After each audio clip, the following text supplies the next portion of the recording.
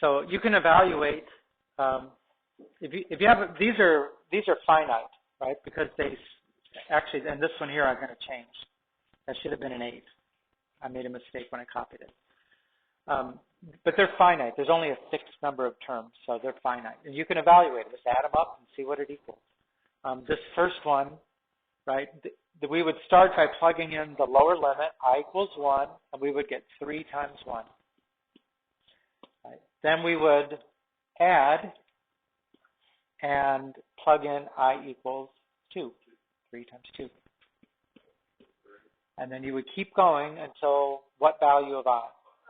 5, because that's the number on the top. So plus 3 times 3 plus 3 times 4 plus 3 times 5. Okay, so that is 3 plus 6 plus 9 plus 12 plus 15, which equals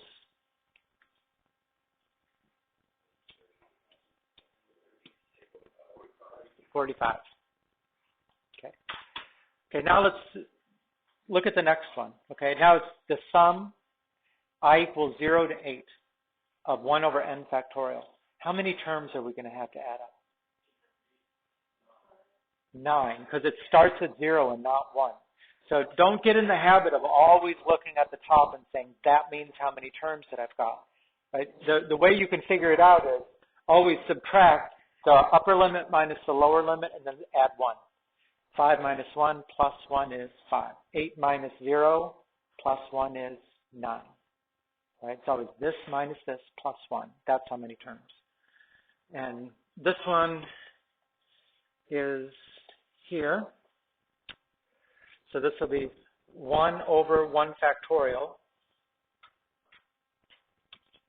plus 1 over 2 factorial plus 1 over 3 factorial plus 1 over 4 factorial plus 1 over 5 factorial plus 1 over 6 factorial plus 1 over 7 factorial plus 1 over 8 factorial.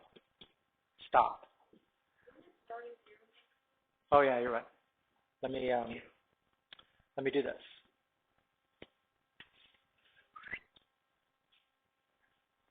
Yeah, that's really important this time. So that is 1 over 0 factorial. And so, you know, you can add these, you can turn these into numbers. 1 plus 1 plus 1 half plus. And they have them all in the book here. It's example 7. The last one is 1 over 40,320. The interesting thing about this one is, if you do this, you get a number which is approximately 2.71828. And that should look like a familiar number, 2.71.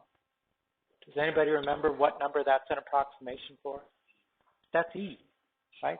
That's the base of the natural logarithm.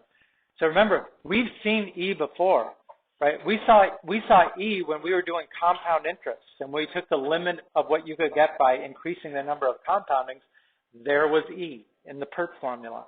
And here's a totally different context, and here we get E again. So when you say that E is the base of the natural logarithm, it's because E kind of occurs naturally in a whole lot of different kinds of circumstances that you wouldn't necessarily expect.